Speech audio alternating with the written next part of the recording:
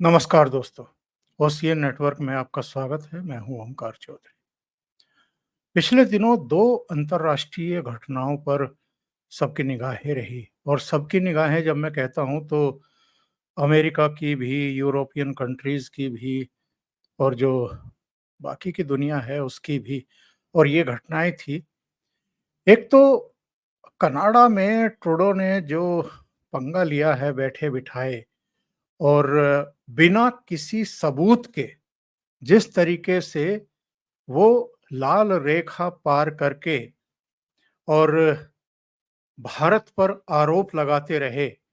अब प्रॉब्लम तो उनकी अंदरूनी घर की प्रॉब्लम्स हैं, राजनीतिक जो चुनौतियाँ उनके सामने है, जिस तरीके से तमाम समस्याएँ उनके सामने मुँह बाए खड़ी है और जो ज़मीन थी वो उनके पैरों के नीचे से खिसक चुकी है, असल प्रॉब्लम तो वो है। दूसरे एक खालिस्तानी की पार्टी का जिस तरीके से वो समर्थन लेकर के किसी तरीके से कुर्सी से चिपके हुए हैं, तो उनकी जो इच्छाएँ हैं, उनकी पूर्ति कर रहे हैं। इसके अलावा अमेरिका का जो डीप स्टेट इन दिनों भारत से नाराज़ है, तो वो इनका एक कठपुतली की तरह यूज़ कर रहे हैं या मिसयूज़ कर रहे हैं और ये ब्रेनलेस होकर के उसके हाथों की कठपुतली बने हुए हैं। उसमें भारत ने इनको ऐसी लात मारी है, ऐसी जगह लात मारी है कि बिलबिला रहे हैं दर्द से और इनको समझ में नहीं आ रहा है कि ये क्या हो गया है। और समझ में तो डीप स्टेट के भी नहीं आ रहा है, क्योंकि भारत से शायद इनको ये उम्मीद नहीं थी कि भारत ऐसा झन्नाटेदार तमाचा मारेगा और ऐसी जगह लात मारेगा कि ये बता भी नहीं पाएँगे कि कहाँ-कहाँ चोट लगी है। दूसरी घटना, हमारे विदेश मंत्री एस जयशंकर साहब गए थे इस्लामाबाद। एससीओ समिट थी और समिट में ही हिस्सा लेने गए थे, लेकिन जैसा कि हमेशा होता है, मीडिया का एक पार्ट है, एक इकोसिस्टम का एक रुदन रहता है, एक दुष्प्रचार रहता है। उनकी कयासबाजियाँ होती हैं कि साहब द्विपक्षीय बातचीत के लिए भी संभावनाएँ बन गई हैं। पर जयशंकर साहब ने तो दिल्ली से रवाना होने से पहले ही कह दिया था कि जो हमारी ज़िम्मेदारियाँ हैं एससीओ संगठन को लेकर के, सहयोग संगठन को लेकर के, बस उनकी प्रतिपूर्ति के लिए जा रहा हूँ, कोई बायलैटरल टॉक्स नहीं होंगे। वो वहाँ शामिल होकर के वापस आ भी गए हैं। पाकिस्तान की तरफ से तमाम तरह के प्रयास भी किए गए पर्दे के पीछे से कि बातचीत हो जाए, बातचीत शुरू हो जाए, चीज़ें आगे बढ़ें, बर्फ़ पिघल जाएँ, लेकिन भारत तटस्थ है और उन्हीं शर्तों पर वो बातचीत करने को तैयार है, जब हमें यकीन हो जाएगा कि आपने आतंकवादियों को पालना-पोसना और घुसपैठ कराना बंद कर दिया है, तब हम सोचेंगे। लेकिन जयशंकर साहब ने इस्लामाबाद में बैठ कर के, पाकिस्तान में बैठ कर के जिस तरह पाकिस्तान को और चीन को गरियाया है, उस पर भी हम चर्चा करेंगे। मेरे साथ बहुत ही ख़ास मेहमान जुड़ रहे हैं, सुमित जैन साहब, जियोपॉलिटिक्स के जानकार, और आप बिल्कुल भी उनसे अपरिचित नहीं हैं। सुमित जी, बहुत स्वागत है आपका। नमस्कार। नमस्कार Omkar ji, thank you so much for calling me. तो सुमित जी, सबसे पहले हम कनाडा के ट्रूडो की बात करें या इस्लामाबाद विजिट की बात करें? आप ही के ऊपर मैं छोड़ देता हूँ, आप शुरुआत कहाँ से करना चाहते हैं, पड़ोस से या फिर कनाडा से? सर, ऐसा लगता है कि कनाडा और पाकिस्तान में दोनों में फ़र्क कोई नहीं है। एक टेररिस्ट का सरबराह है तो दूसरा उसी राह पे चल रहा है, तो इसलिए we can start from anything. लेकिन मैंने आज ही एक वीडियो बनाया कि just in Trudeau is going to be just out, और उसकी हालत भी ऐसी ही है कि he is going to be a just out Trudeau, just in की बजाय। इसलिए ये सारी हरकतें जो करता जा रहा है, ये उसी का नतीजा है। भारत को घेरने की जो उसने कोशिश करी, बेसिकली वो तो एक कठपुतली है डीप स्टेट का, ये हम सबको पता है। और आप ही के हरियाणा ने इनकी एंकड़ी निकाल दी। मैं इसलिए बोल रहा हूँ आपके हरियाणा का, बिकॉज हरियाणा वालों ने जैसे डीप स्टेट का प्लान चौपट किया है कि भारत में मोदी जी की गवर्नमेंट को गिराने के लिए हरियाणा को एक यूज किया जाएगा टूल किट की तरह, बॉर्डर्स को खोल दिया जाएगा, सारे खालिस्तानियों को मोदी जी के घर को घेरने के लिए ये एक रास्ता बना दिया जाएगा। वो सारा धरा का धरा रह गया। अब उसकी जो बौखलाहट है वो इतनी ज़्यादा है कि इतना बड़ा प्लान, इतना जिसको बोलते हैं कि एक तरह से हवा बनाई गई कि मोदी जी की गवर्नमेंट हरियाणा में हारने वाली है। It was a very big big plan. आपने देखा होगा कि और भी स्टेट्स में इलेक्शंस होते हैं, राहुल गांधी अक्सर सभी हार ही जाते हैं, लेकिन बात कभी उन्होंने ये नहीं बोला कि भाई ईवीएम गलत है, इसमें काउंटिंग की गलती है। किसी के ऊपर इतना वो तंज नहीं कसते जितना उनको दुख है हरियाणा का। दुख डीप स्टेट को है और कनाडा उससे बाहर नहीं है। आपने पहले बोला कि डीप स्टेट की कठपुतली है ट्रूडो। मैं तो ये बोलूँगा कि ट्रूडो सिर्फ वही करता है जो उसे करने के लिए बोला जाता है डीप स्टेट की तरफ से। इसकी ना तो खुद की इंडिपेंडेंस है, ना इंडिपेंडेंट कोई उसकी फॉरेन पॉलिसी है। ये भारत नहीं है ओंकार जी, जिसकी पॉलिसी भी इंडिपेंडेंट है और खुद भी एक इंडिपेंडेंट कंट्री की तरह वो बिहेव भी करता है और डिसीजन मेकिंग भी करता है।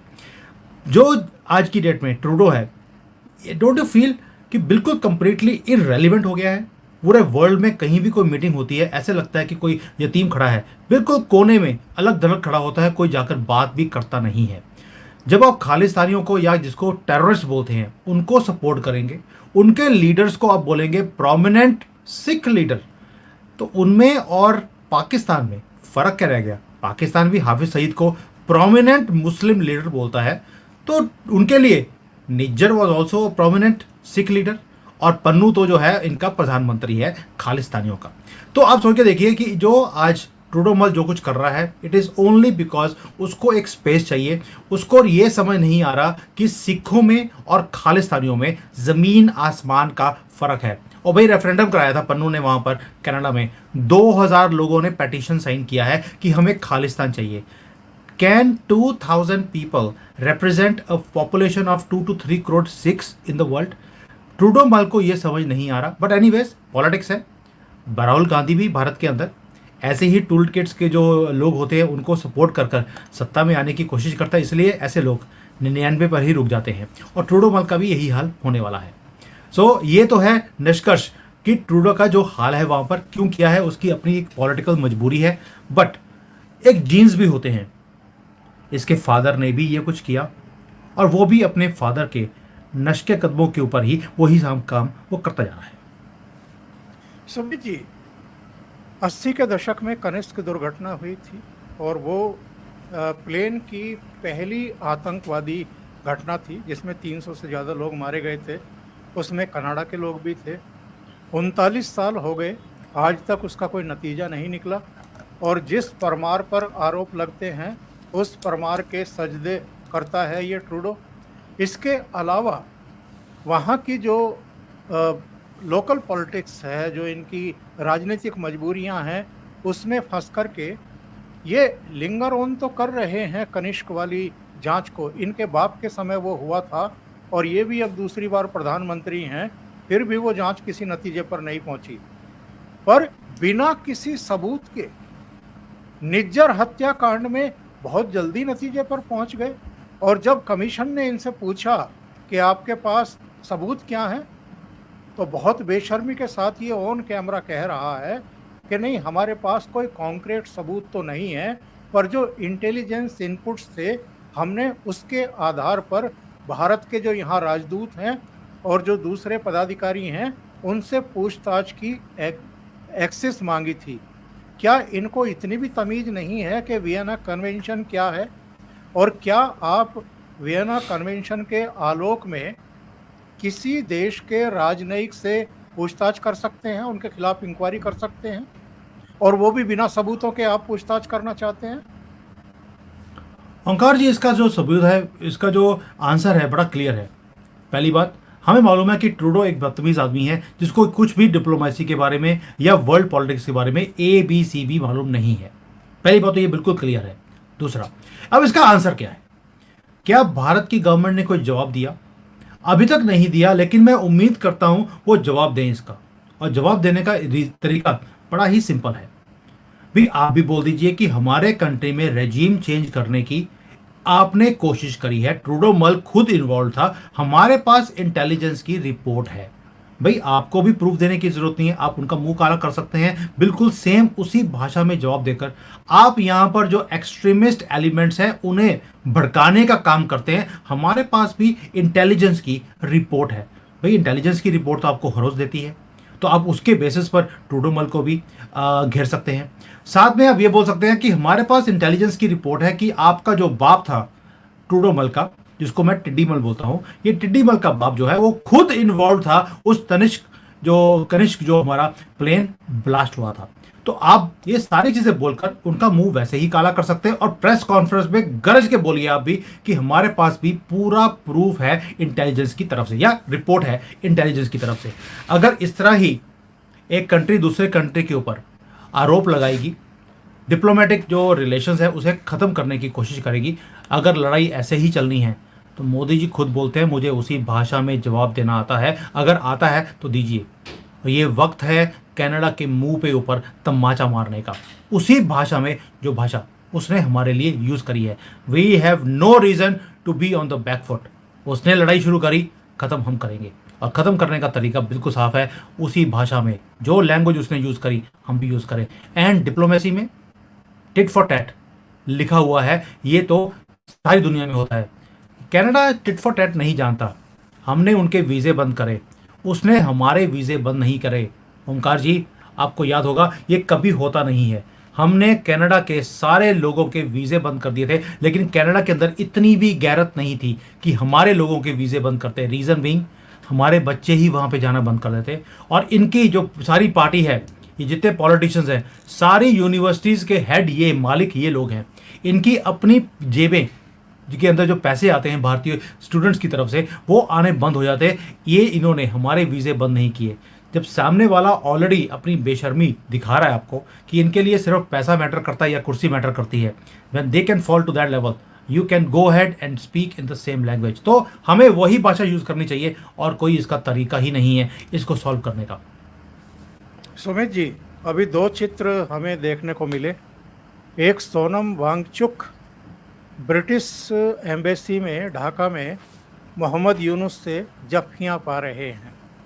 दूसरी तस्वीर थी जब मोहम्मद यूनुस अमेरिका गए थे तो अमेरिका के राष्ट्रपति जो बाइडन उनका माथा चूम रहे थे, लगभग माथा चूम रहे थे, उनको बिल्कुल सीने से चिपकाए हुए थे।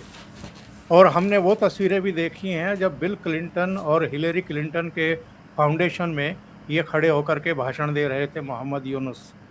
मैं जानना चाहता हूँ, ये जो अमेरिका का डीप स्टेट है, ये भारत के खिलाफ इतनी दूर तक क्यों जाने की कोशिश कर रहा है? उसको बांग्लादेश की स्थितियों परिस्थितियों में ताकत में कोई फर्क दिखाई नहीं दे रहा है क्या? भारत से उलझना इनको बहुत भारी ना पड़ जाए? ओंकार जी पहली बात यह है कि वाई बांग्लादेश।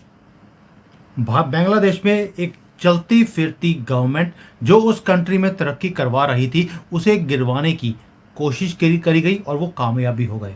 और अपना कठपुतली आदमी जिसके पूरे रिलेशंस हैं डीप स्टेट के साथ, मोहम्मद यूनुस के, क्लिंटन के साथ, ओबामा के साथ, ये हम सबको पता है।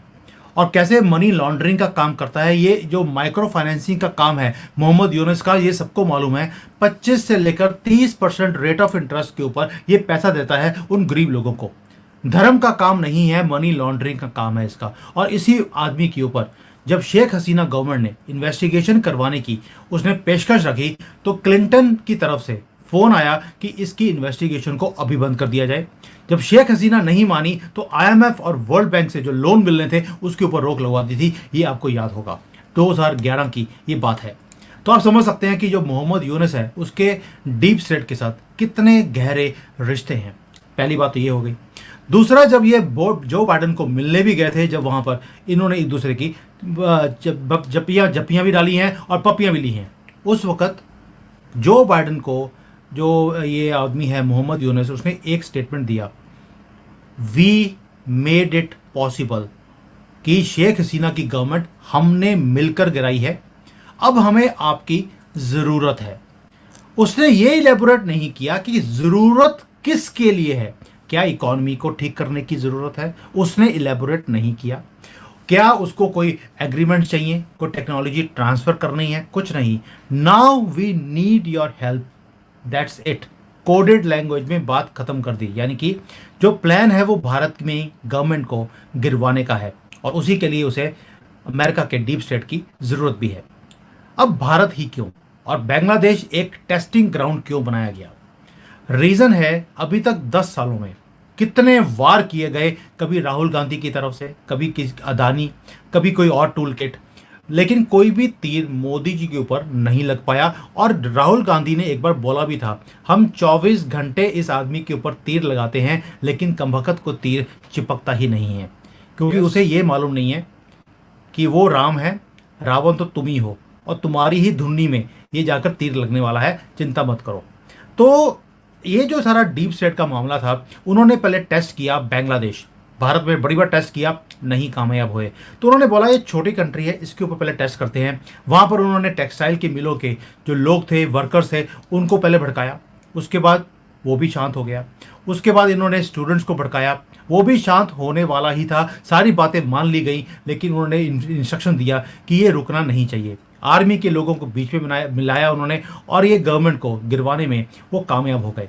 यानी कि उनको ये लग गया कि ये फॉर्मूले से हम एक गवर्नमेंट को गिरवा सकते हैं, और कल को भारत के अंदर भी यही काम होगा। इसीलिए बार बार बोल रहा हूँ, हरियाणा में आपने जो बीजेपी को बचा लिया है, जितवा दिया है, गवर्नमेंट को गिरने नहीं दिया, आपने भारत को गिरने नहीं दिया है सर। और यही चीज़ है कि जो फॉर्मूला उन्होंने बांग्लादेश में इंप्लीमेंट किया था, उन्होंने हरियाणा के थ्रू भारत में भी वही फॉर्मूले को इंप्लीमेंट करना था। अब दिक्कत भारत से है क्यों? इनको उस सभी कंट्री से दिक्कत होती है जो उनके सामने, ये डीप स्टेट के सामने और वेस्टर्न पावर्स के सामने झुकते नहीं है। जब जब गवर्नमेंट आती है कांग्रेस की भारत में, इनको कोई प्रॉब्लम नहीं आती, क्योंकि उन्होंने तो रिटर्न में दिया है, आप हमें कहीं भी झुका दीजिए, हम झुकने को तैयार हैं। और मोदी जी जब सेल्फ एस्टीम में आंख डालकर बात करते हैं, ये राहुल गांधी ही यूके में जाकर बोलता है कि मोदी जी में एंकड़ी बहुत है और ये इतनी ईगो है, इनकी गवर्नमेंट अब गिराएंगे तभी ये सीधे होंगे, और हम तो झुकने के लिए तैयार है ही। यानी कि भारत को झुकाकर ही हम का बात किया करेंगे। वेस्टर्न पावर्स को राहुल गांधी इसीलिए अच्छा लगता है क्योंकि वो झुककर बात करता है, मोदी जी नहीं करते। दिक्कत कुछ भी नहीं है, उन्हें हमारी तरक्की से दिक्कत नहीं है, उनको दिक्कत है कि हम उन्हें उसी भाषा में जवाब देते हैं जो इन्हें सुनने की आदत नहीं है।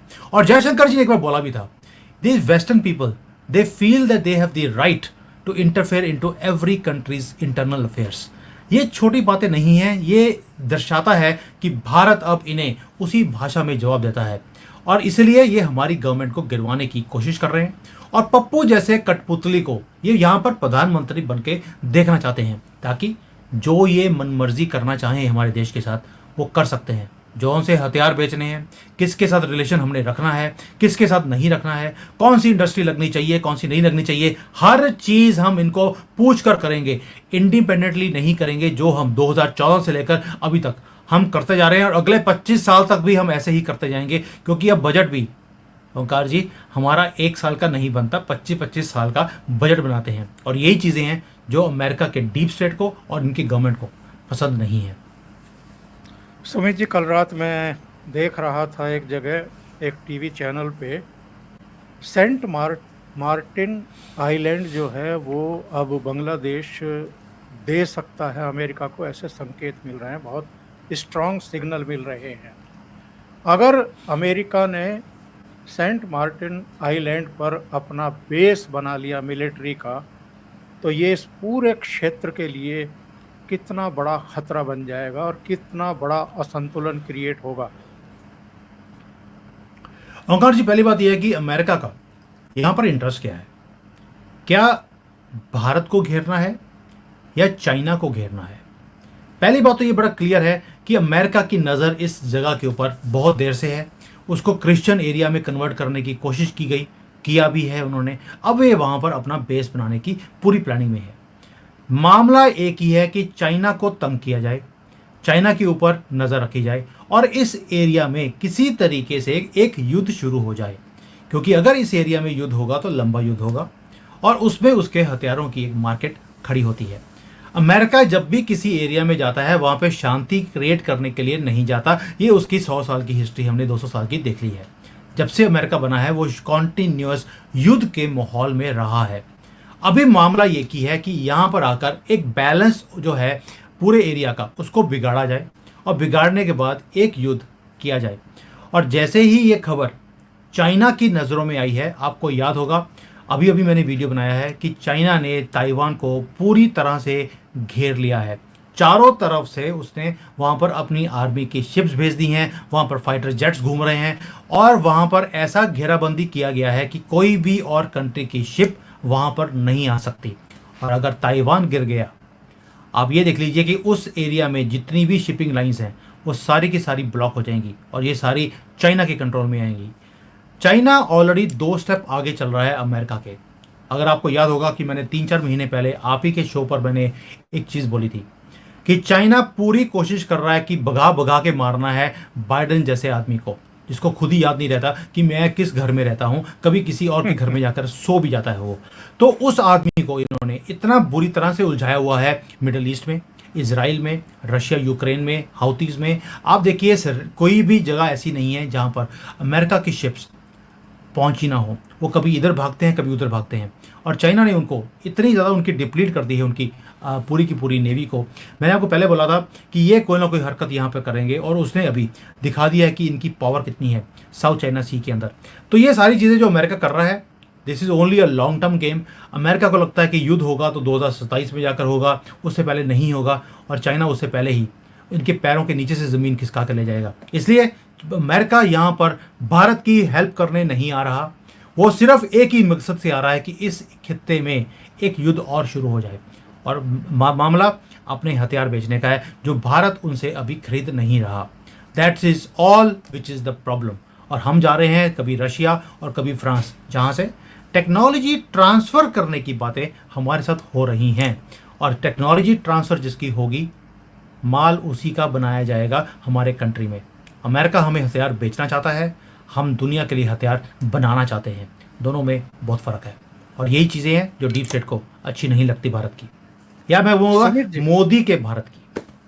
सुमित जी, ये चाहते थे कि चीन से भारत सीधा भिड़ जाए और हम पीछे तमाशा देकर तालियां बजाएं। ये चाहते थे कि रूस के साथ भारत के वैसे रिश्ते ना रहे, वो रूस से दूरी बनाए। भारत ने ऐसा भी नहीं किया, भारत चीन से भी नहीं भिड़ा डायरेक्ट, हाँ एक दूरी बना करके खड़ा हुआ है। ये चाहते थे कि हमारा थार्ड खरीदें, S-400 ना खरीदें। इनकी इच्छाएं तो बहुत ज़्यादा थी। और ये जो भारत 5th लार्जेस्ट इकोनॉमी बना है और 3rd लार्जेस्ट इकोनॉमी की तरफ बढ़ रहा है सधे हुए कदमों से, और मोदी जी की जो ग्लोबल रेटिंग पिछले 6 साल से टॉप पर है, ये सारे कारण हैं अमेरिका और उसके डीप स्टेट के बौखलाहट की। ओंकार जी, बिल्कुल आपने सटीक टू द पॉइंट जैकपॉट मारा है कि what is the problem. Problem is कि डीप स्टेट को अपने सामान बेचना है हमें। और हम बोलते हैं, हमने उनको बोला भी था, अगर आप सामान बेचना चाहते हैं आप टेक्नोलॉजी ट्रांसफ़र कीजिए। जैसे इंजन्स भी हैं, हमने क्रायो इंजन्स के लिए भी बोला उनको आप टेक्नोलॉजी ट्रांसफ़र करिए। उन्होंने साइन भी कर लिया एग्रीमेंट हमारे साथ। लेकिन पिछले 1.5-2 साल में जब से एग्रीमेंट साइन हुआ है, एक नट भी यहाँ पर भारत में बनाने के लिए उन्होंने टेक्नोलॉजी को ट्रांसफर नहीं किया है। और इसीलिए मोदी जी ने अभी फ्रांस भेजा था डोवल साहब को कि उनसे कहिए, yes. और वो 100% टेक्नोलॉजी ट्रांसफर करने को तैयार है। सर उसी के ऊपर आ रहा था। ये आप भेजा भी कब है, जब डोवाल जी अमेरिका में नहीं गए। पूरा मीडिया बोल रहा था कि देखिए अजीत डोवाल डर गए, अमेरिका नहीं गए हैं। वो अमेरिका नहीं गए हैं और वह जाकर उन्होंने जो फ्रांस के साथ डील किया है, उसी टाइम पर जाकर ये दर्शाता है कि भारत कितना इंडिपेंडेंटली अपनी चीज़ों को करने में सक्षम है। हम परवाह ही नहीं करते हैं अमेरिकन डीप स्टेट की या अमेरिका की। उनको बोलते हैं भाड़ में जाओ, हम वही करेंगे जो भारत के इंटरेस्ट में होगा। वो जिस सामान को अमेरिका ने बेचने की कोशिश करी है, वो सारे सामान हमने किसी और से खरीदे हैं और साथ में टेक्नोलॉजी ट्रांसफर्स भी करवाई हैं। वो बेशक न्यूक्लियर एनर्जी की सबमरीन्स हों, वो ड्रोन्स हों, वो लेटेस्ट फाइटर जेट्स हों, इंजन्स हों, कुछ भी हो, हमें जहाँ से सामान मिल रहा है या टेक्नोलॉजी मिल रही है हम वहाँ पर जा रहे हैं, और ये डीप स्टेट इन चीज़ों को बर्दाश्त नहीं करता है। ये दर्द सारा हमारी तरक्की में, बार बार बोल रहा हूँ, हमारी तरक्की से दिक्कत नहीं है भाई। चाइना ने भी तरक्की करी पिछले 25-30 साल में, दिक्कत नहीं आई, क्योंकि वो इनके साथ मिलकर रहे, इनके नीचे दबकर रहे, इनके लिए सामान बनाते रहे, इनके लिए डर्टी वर्क करते रहे, अमेरिकन के लिए और डीप स्टेट के लिए, तो दिक्कत नहीं आई। भारत उस गेम में फंसना नहीं चाहता है, ना ही फंसेगा, इसीलिए दिक्कत है हमारे से। तरक्की अगर हम करेंगे तो सामान बनाकर तो हम इन्हीं को ही देने वाले हैं। ये खुद काम नहीं करते हैं, ये सिर्फ टेक्नोलॉजी को बनाते हैं, R&D करते हैं और हमारी जैसी कंट्री से ये सामान को बनवाते हैं। अगर हमारे से पंगा ले लेंगे तो सामान बनाकर इनको कौन देगा? तो इसलिए हमारी तरक्की से दिक्कत नहीं है, हमारे एटीट्यूड से है, हमारी इंडिपेंडेंस से है, और कुछ भी नहीं है। इनको हमारी इंडिपेंडेंस ही ख़त्म करनी है, और पप्पू जैसे लोग हमेशा ही इनके नीचे दब कर रहेंगे, ये उनको भी मालूम है। मोदी ना झुका है ना झुकेगा। और सुमित जी, जब उड़ी हुआ था तो सर्जिकल स्ट्राइक की थी हम लोगों ने, जब पुलवामा हुआ तो हमने एयर स्ट्राइक की थी, और इस बार तो भारत ने सीधे इस्लामाबाद पहुंच पाकिस्तान और चीन को एक साथ घुस करके मारा है पाकिस्तान में। औकार जी, मैं कहता हूं कि जो एंट्री बारी है जयशंकर जी ने, भाई मजा आ गया। क्या काले रंग के गॉगल्स लगा के जेम्स बॉन्ड की तरह वो वहां उतरे हैं, और आप देखिए एयरफोर्स के प्लेन में गए हैं, जबकि वो एयरफोर्स के प्लेन में नहीं जाते हैं। एयरफोर्स का प्लेन जिसकी एंट्री पाकिस्तान की एयरफोर्स का जो कंट्रोल सिस्टम होता है, उन्होंने परमिशन दिया है कि आप अपना प्लेन लैंड करवा सकते हैं। एयरफोर्स का प्लेन पाकिस्तान में, और वहां जाकर, यानी कि बूट तो चले गए हमारे, है ना, मैन ऑन इन बूट्स, वो पहुंच गए वहां पर, और वहां जाकर बूटा भी लगा दिया। भारत का बूटा लगाया है पाकिस्तान की जमीन के ऊपर।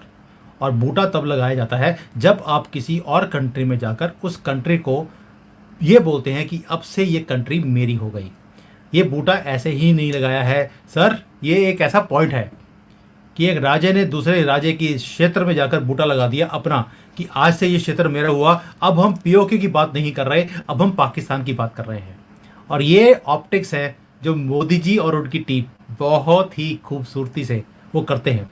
प्लस पूरी एससीओ की मीटिंग में इन्होंने बड़ी कोशिश करी कि कभी कश्मीर का मुद्दा ले लीजिए, कभी कुछ और बोल दीजिए। इन्होंने अपने आपस में ये सब, चाइना और पाकिस्तान, ये काम करता रहा। जयशंकर जी ने 3 वर्ड्स के अंदर पूरी एससीओ की मीटिंग ही खत्म कर दी। उन्होंने बोला टेररिज्म, एक्सट्रीमिज्म और सेपरेटिज्म, ये 3 चीज़ों को जो सपोर्ट करेगा वो फ्रेंड्स नहीं हो सकते, और ना ही बातचीत हो सकती है। यानी कि पूरी मीटिंग में उन्होंने ना तो किसी का नाम लिया, ना कुछ बोला। 3 वर्ड्स में एससीओ की मीटिंग खत्म कर उन्होंने दिखा दिया कि हु इज़ द बॉस। वो भी कहाँ पर? पाकिस्तान की ज़मीन के ऊपर बैठकर अपने एयरफोर्स का प्लेन लैंड करवाकर बूटा लगाने के बाद जब ये सारी बातें बोली हैं, आपने देखा होगा कि जो वहाँ पे जो डॉक्यूमेंट बाहर निकला है एससीओ की मीटिंग का, उस पर कश्मीर वर्ड कहीं भी मेंशन नहीं था। ना चाइना ने बोला, ना पाकिस्तान ने बोला, किसी ने कश्मीर का नाम नहीं लिया। आपस में बैठकर बंद कमरे में कुछ भी बोलते रहिए, उसकी कोई वैल्यू नहीं है। मैं वैल्यू होती अगर एससीओ की मीटिंग में आकर कुछ बोलते। और उसी ज़मीन पर जब यहाँ पर रशिया भी बैठा है, चाइना बैठा है, पाकिस्तान की ज़मीन के ऊपर हमने ये बात भी बोल दी कि यूनाइटेड नेशंस में भी अब थोड़े से सुधार की ज़रूरत है, वहाँ पर भी रिप्रेजेंटेशन की दूसरे कंट्रीज़ की अब ज़रूरत है, यानी कि वहाँ पर भी अमेंडमेंट्स होने चाहिए। चाइना के मुंह के ऊपर उसके पालतू जानवर के घर में बैठकर, पिंजरे में बैठकर ये चीज़ बोलकर आना, ये एक शेर ही बोल सकता है, या जिसको बोलते हैं कि जेम्स बॉन्ड, वही जेम्स बॉन्ड जो चश्मा लगाकर पाकिस्तान में उतरता है और सारी लाइमलाइट को वो ले जाते हैं। चाइना हक्का बक्का रह गया कि they were not even second in the race. सारा मीडिया सिर्फ जयशंकर जी की एक एक हरकत को वो कवर कर रहे थे कि जयशंकर जी कहाँ पे क्या कर रहे हैं, कहाँ पे हाथ मिला रहे हैं, किससे मीटिंग कर रहे हैं। इतना तक फोकस था कि इनका जो बिलावल भुट्टो, वही बिल्लो रानी, वो जो सुबह मर्दों की ड्रेस डालता है, शाम को लेडीज ड्रेस डालकर वो नाचने लग जाता है। यही समझ नहीं आता कि किस कैटेगरी को बिलोंग करता है। उसको भी स्टेटमेंट देना पड़ा ARY के न्यूज़ चैनल के ऊपर आकर कि अगर यहाँ पर आए थे तो मीटिंग करने में क्या दिक्कत थी।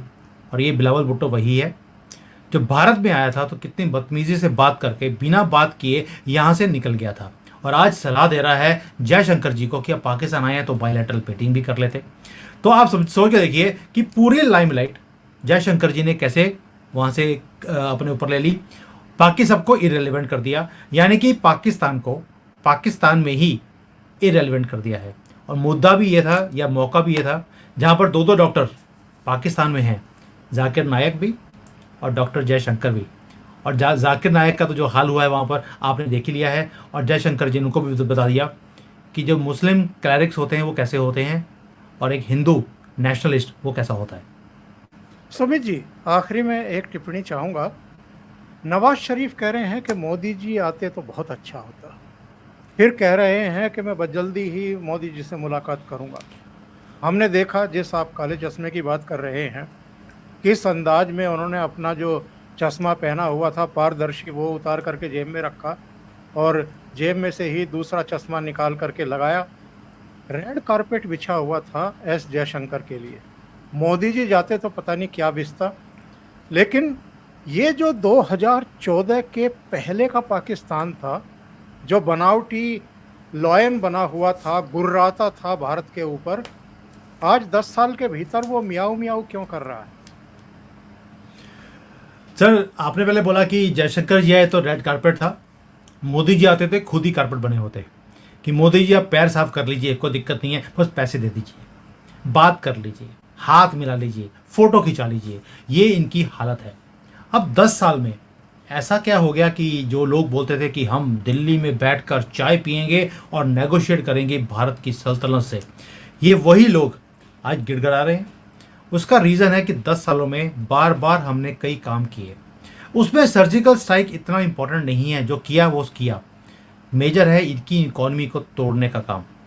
जो पहला बात, जो प्रिंटिंग की इन्होंने मशीनरी लगाई हुई थी वहाँ पर, जहाँ से फेक करेंसी बन के आती थी, जब से हमने डीमोनेटाइजेशन किया है, 2 लोग हैं दुनिया में जो भिखारी हो गए। एक पाकिस्तान और एक दूसरा Congress. Gandhi family. Yes. Gandhi family, ये 2 लोग डीमोनेटाइजेशन में भिखारी कर दिए मोदी जी ने। और इसकी जो, और उसके बाद इन्होंने हल्की सी दुकान चलानी शुरू करी थी कि 2000 के नोट भी डीमोनेटाइज हो गए हैं, और सुना है कि आगे जाकर 500 भी खत्म होने वाला है। तो अगर ऐसे काम होंगे, ये बार बार कई चीजें हैं जिसको बार बार मोदी जी ने किया है, जिसके कारण पाकिस्तान को भिखारी कर दिया, पूरे डिप्लोमेटिकली इसको अलग थलग कर दिया है। आज इसीलिए गुहार लगाई जा रही है कि मोदी है, अगर FATF में डाल सकता है एक बार तो दोबारा भी डालेगा और निकलने भी नहीं देगा। तो ये जो आज गिड़गिड़ा रहा है, बिकॉज इनकी आदत है, जब ये बिल्कुल ज़मीन पे लगे होते हैं तो पैरों में रेंगने लग जाते हैं। ये कौम ही ऐसी है। और जैसे ही हल्की सी स्ट्रेंथ आती है तो कभी कश्मीर में ये चढ़ाई कर देते हैं, कभी 65 करेंगे, कभी 71 करेंगे, और कभी कारगिल करेंगे। और इसलिए मोदी जी ने एक, आपने ओंकार जी देखा होगा, मोदी जी ने जब से पाकिस्तान से बात करनी बंद कर दी, ट्रेड हमने बंद कर दिया, 200% का टैक्स है अगर कोई आज पाकिस्तान से कोई सामान आता है, जब से हमने ये हरकतें करनी शुरू करी हैं, पाकिस्तान नीचे, नर्क से नीचे भी कोई जगह होती है वहां पहुंच गया है।